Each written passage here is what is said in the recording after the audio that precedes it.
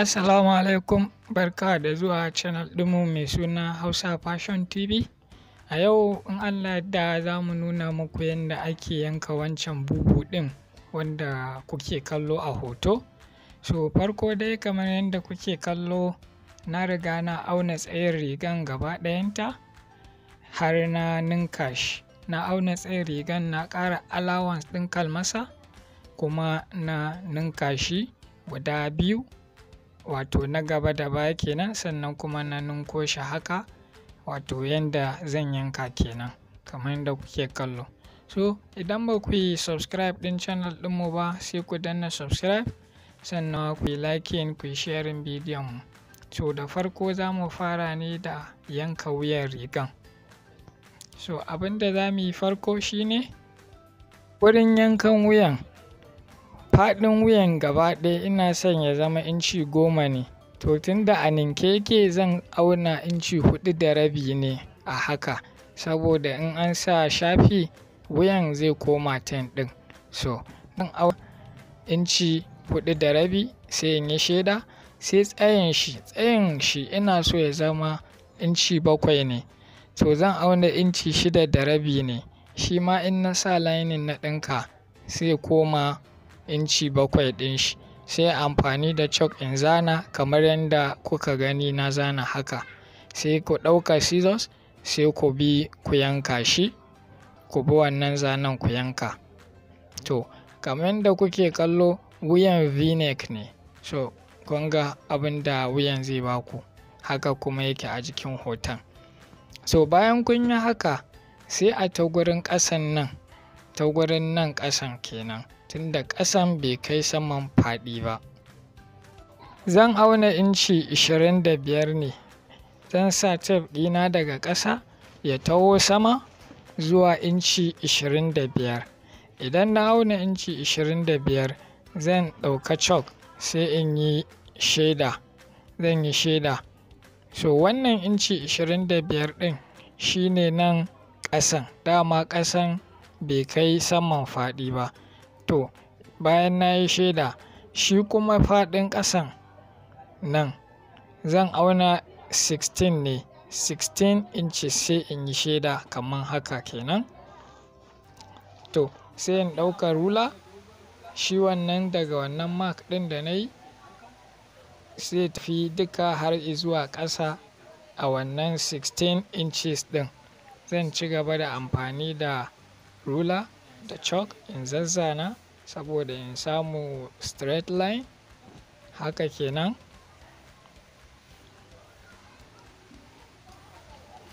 Haka in sa farin chalk saboda ya fito. Wato kun gani straight zai tafi. Daga nan kuma shi sama shape ɗin da ake bashi a nan shine haka. Haka kawai za ku zana shi. So bayan kun gama zanen sai ku ɗauka almakashi sai ku bi wannan zanen da kuka yi ku yanka. To idan kun gama yankawa wannan shine yake nufin kun gama yanka irin wancan bubu riga ɗin da kuke gani. Ba shi da wani wahala. To sai abin da ya rage shine nan ku yanka shafin wuyan tunda ba za mu sa ma bubu ɗin lining ba. Shafin wuyan kawai za mu saka sai mu nuna maku yadda abin da aka yi kwalliya a gaban rigan da hannun da wuyan kenan. Aka yi wannan tattaran nan kwalliyan. Da organza za mu yi amfani da shi ma aka yi. Amma idan kuna so za ku iya amfani da satin ko wani yadi daban. Bari mu buɗe muku ku ga yadda rigan zai zama. So yadda zai zama ga wuyan nan ga ƙasan nan haka yake. So wannan mai kayan babban mace ne sosai. Idan mai kayan ba ta da girma sosai ƙasan za ku iya ku tsuke shi ya fi 16 ɗin nan da muka ce muku. So wannan shine organza. Za mu nuna muku yadda za ku yanka shi domin ku yi wannan tattaran na gaban rigan.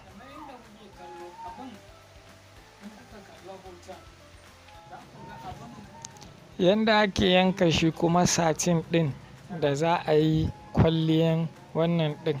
So idan kun lura a hoton za ku gan cewa ai wuyan an sa satin ɗin, an sa organza ɗin ne ta gefe biyu suka haɗe a tsakiya suka ba da wannan abin. To faɗin shi za ku lura bai wuce duka inci 4 ba a ta tsakiyan kenan. To kun gani gefe ɗaya zai samu inci 2 kenan, ɗayan gefen zai samu inci 2. In sun taso kowanne ya taso daga wuya sai su haɗe a tsakiya kenan. To yanda ake yankawa kamar yadda na ninka organ ɗin nan haka. Abin da zan yi shine zan auna 5 inches tunda zan ninke shi ne in yi mai shafi. To in na yanka 5 inches haka, na ci gaba da auna 5 inches kamar haka. Za ku ga ba kwa ganin chalk ɗin saboda chalk ɗin kalan organza ne. Na yi sa fari ma bai fito. So za ku ci gaba da tafiya da shi haka, ku sa rula ku auna 5. Haka ma ku auna 5 sai ku sa almakashi ku yanka. Idan kuka auna 5 inches 5 inches ɗin nan kuka yanka wannan, to za ku yi ta yanka irin shi ne saboda guda ɗaya ba zai ishe ku yin wannan tattaran ba. Za ku auna da yawa ne saboda sai kun yi shi da yawa sannan ku samu wanda zai ishe ku tattaran gaban gaba ɗaya, ku samu kuma na hannun. So bayan mun gama a ninke haka za ku je ku ɗinka shi. Bayan kun ɗinka sai ku juya. Idan kuka juya za ku goge shi ne ta yanda ɗinkin zai koma tsakiya sannan sai a yi tattaran. Za mu koya muku yanda ake ɗinkawa yawa. Amma wannan bidiyon part 1 kenan, shine na yanda ake yankawa. So a next bidiyon mu za ku ga yanda ake ɗinkawa yawa.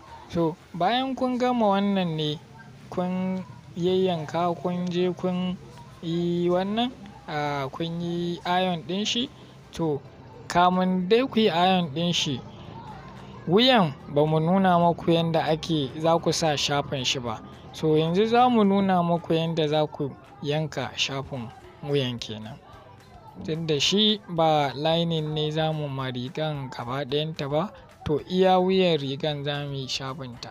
Idan kun so za ku iya sa cotton bias juya, to amma mu za mu yi shafin shi da yadin ne. So kamar yadda kuka ga na ninka pieces ɗin haka, zan daidaita shi daidai yanda zai ishe ni in yi shafin wuyan. Zan auna, zan duba in ɗora rigan a kai in gani zai ishe ni haka yawa. To kun gani ya yi ma yawa a yanda nake son shi. Na ɗan dawo da shi sai in ƙara daidaitawa kamar haka.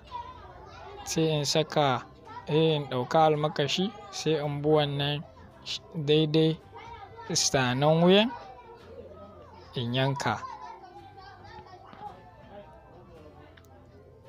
Bayan na yi haka kenan sai in zo nan kamar inci 3 ko 4 haka faɗin shi wannan shafin kenan da nake so. To kun gani wannan shi yanda ake yanka shafin wuya. Sai ku yi subscribe, sai mun haɗu a bidiyo na biyu.